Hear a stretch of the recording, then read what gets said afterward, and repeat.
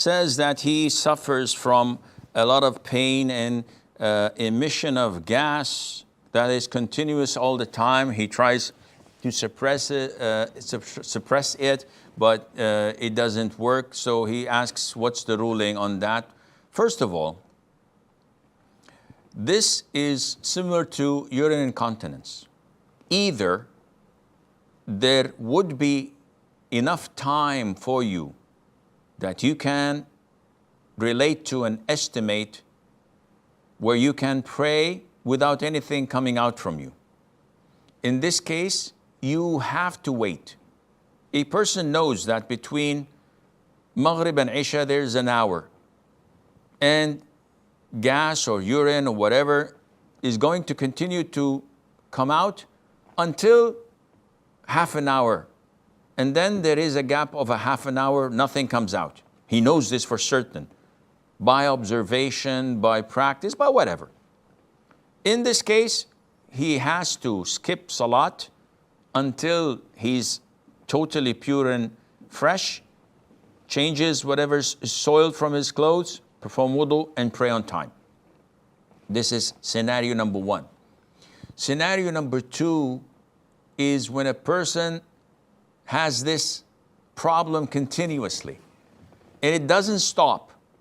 No matter how many times he tries to observe it and keep a watch for it, it simply continues. Every time he goes to pray or he wants to make wudu, it breaks. And it continues to do that even if he prays as he is until the end of the time.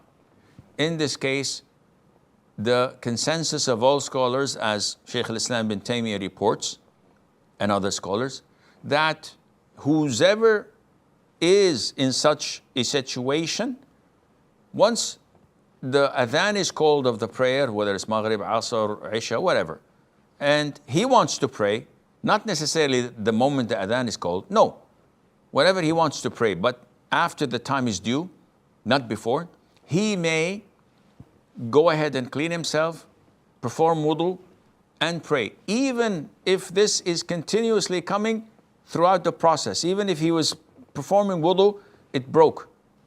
Ignores it, he goes and pray. While praying, it breaks. No problem, because this is the best of his ability.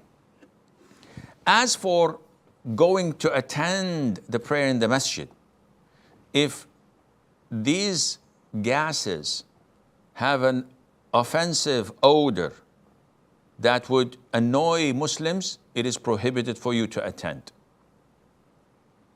Because the Prophet ﷺ ordered us to prevent those who consume garlic and onions from disturbing and from annoying or harming the worshippers, because the angels are also harmed and annoyed by such an offensive odor. So anything that's offensive, that's bad smell, even if it's your own body odor, even if it's someone who smokes and comes with the smell of tobacco, this is prohibited for him to attend the masjid with such a smell, because others are offended by it. So likewise, for someone who passes gas. But if your gases do not have such a smell, hopefully not a sound as well, in this case, there's no problem in attending the prayer, and Allah knows best.